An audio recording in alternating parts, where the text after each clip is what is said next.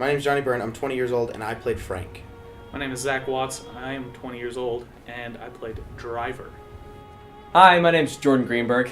I played the role of passenger and a soldier, and I filmed some of the behind the scenes as well.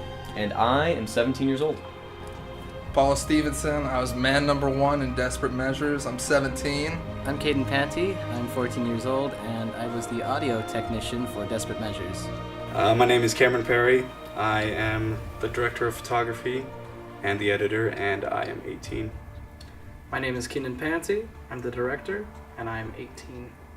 My name is McKay Jensen. I was the second camera operator and producer, and I am 18. The biggest challenge is probably staying on task and not getting distracted by everyone else. You know, making jokes, having fun. At times it was kind of hard because I knew the vast majority of the cast and crew. And so it was kind of difficult to break out of my own element, so to speak, with the, because I just wanted to be myself, you know. And a lot of us had never done film before. And Yeah, those this of us, was my those first of us, film Yeah, ever. and those of us who did, I mean, I've done like 2 things, like very little experience. So a lot of us didn't know the setup, the way things would be worked.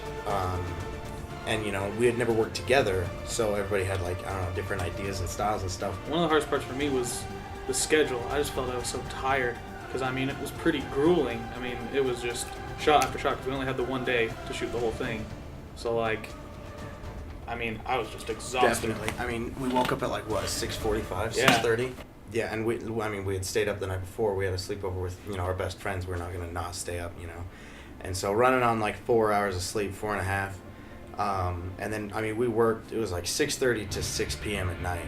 And then we had one small break for lunch and then a couple here or there to like, in between scenes where we had to like change costumes.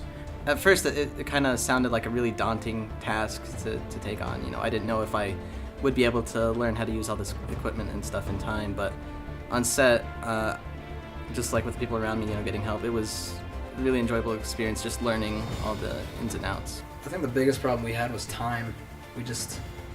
We had to rush everything so much Yeah. Mm-hmm. because we only had so much time to shoot it. You know, we had, Basically had a day for the main part. yeah. And then even the second day, because of weather issues, getting in, you know, ruining continuity, we had to shoot so little that day that it was really not as much as we wanted to. But in the end, we worked around it, and we got what we needed to get. So We ended up spending, I think, like $300 of our own money, which we were planning on Not earning. spending any of yeah, our own Yeah. money. earning money rather than spending it. The last scene we had to shoot, we had to split into 2 different days, which initially was just going to be 1 day. And it's because one of our actors bashed in a window and sliced their hand up pretty nicely. Of all the stunts that we did, Yeah, of all the stunts, of all the crazy things. Describe to us, you pointed to your bandage earlier. Describe to us what exactly happened with your hand there. You need to go to the hospital. I probably do. I'll take stitches. I probably do. It looked bad. I could see my insides. Let's take you to the hospital. All right, can we go right now? Yeah, let's go. Okay. Okay. I'll drive you there. Yeah, we're gonna be filing workers' comp on this. Oh. Okay. Oh my god. Yeah. You broke the window. I didn't hit it that hard. That's the thing. You want to come with, I guess? Well, I have to go, but... You want to show us a little bit of your hand for that? Oh, shoot. Yeah, it's cool though, you know. Like, I showed a couple women. They're like, "Oh, Paulo." I'm like, yeah. Just being a filmmaker, doing stuff, being out and about. And the girl wanted to make out with me. I was like, buy me dinner first. So, like, on the drive to the hospital, like, me and Zach Watts were both like, I had a bunch of like napkins right here. I was like sitting right here, and Zach was right here. And after a minute of dead silence, we both like looked at each other like this. We just started bursting up laughing. We were like, oh shoot, those two are probably so pissed off. And the nurse, I tried to flirt with the nurse. Cause like that's my go-to. Like when I'm in pain, like I'm like, hey, you want to make out? This is blood. You cleaned me up real good. What was your expectation of the film, and what did that expectation turn into? My expectation, honestly, was probably at about 40% of what this has become. No, my expectations were pretty low. And then watching it, I was blown away. It just blew my mind. The music, the sound quality, everything just was fantastic. I think it's a really cool project. You know, just a couple of high school kids, some graduated, working on this short film with like very little budget. Overall, the technical work, the camera angles, the high definition, I mean, it's just such a professional quality at a student budget. It was amazing. The special effects, I still can't get over it, because we didn't have bullets. I mean, we went like this, you know, and sometimes we would even go kill, kill, kill, and they'd have to be like, okay, don't make the sound for the gun. We'll do that later. And it's like, oh yeah, this isn't playtime. And so to see what we saw, what we knew was happening, and then see what they were able to turn it into, that was, like, honestly, Movie magic. movie magic. Right there. The vision that they have, and like the way they go about accomplishing the idea of the movie, like they already have it set. I mean, obviously they wrote it out and they have like the idea of things, but I mean, so much more goes into it than the acting, than the characters, that it really opened anything. right. It I really understand opened that. my eyes how much goes into it after the post production. We were lucky to have what we did have, like just even the camera equipment that we had, DSLRs. We were able to shoot really fast.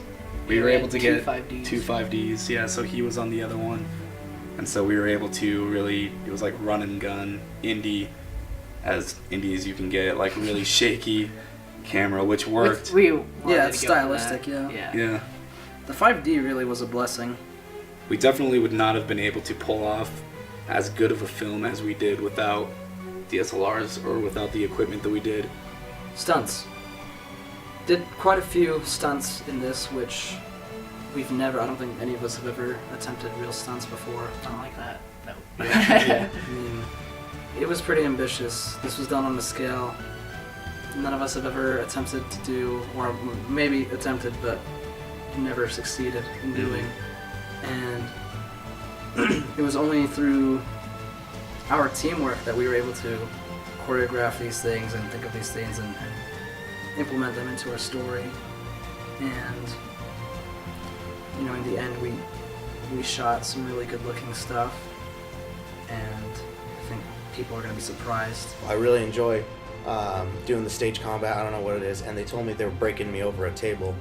I was definitely wondering how that would work out, and it worked out great. It looked so good. I mean, we only got one shot because like they built it to be able to break away and we could do it again. But me and Andres on the first try, we broke the breakaway table, so we couldn't use it again. It's garbage now. My favorite scene overall that I wasn't in was when the guy got set on fire.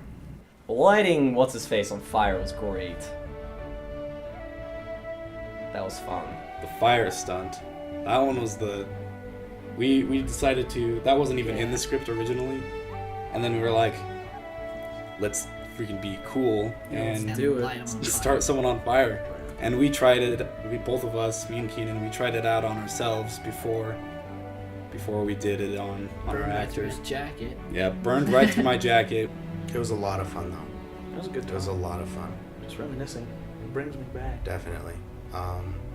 Seeing a little bit of the footage of the behind the scenes, you know, because like we would film a scene and then we had one of our guys filming behind the scenes and he would show us, and it was really cool. It was cool to watch what they were going to make into the movie, but it was really cool to see like over their shoulder and the stuff that they captured off camera, you know, in between takes, in between scenes, at dinner, the night before, the night after, you know, things like that, where we, you know, finally just got to let loose, take a break. It was really cool to see what they got and what they captured of us. I had like 8 pieces of bacon this morning. And they're just making their way downtown. Until finally,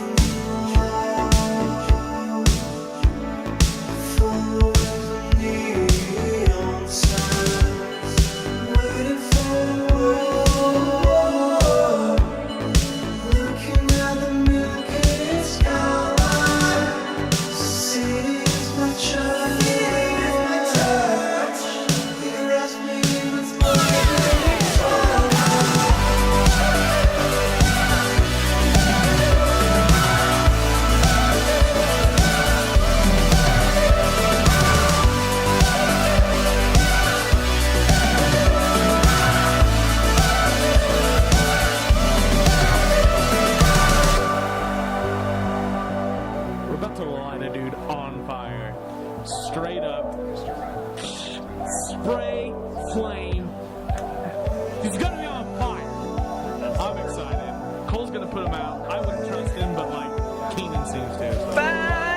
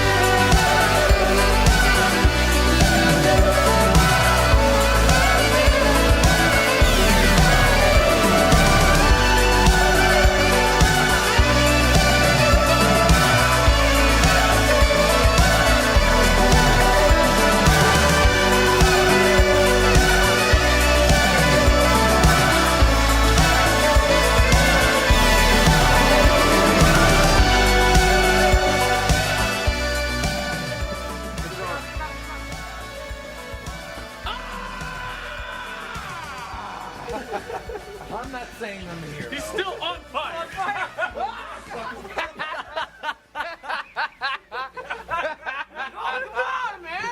Oh man.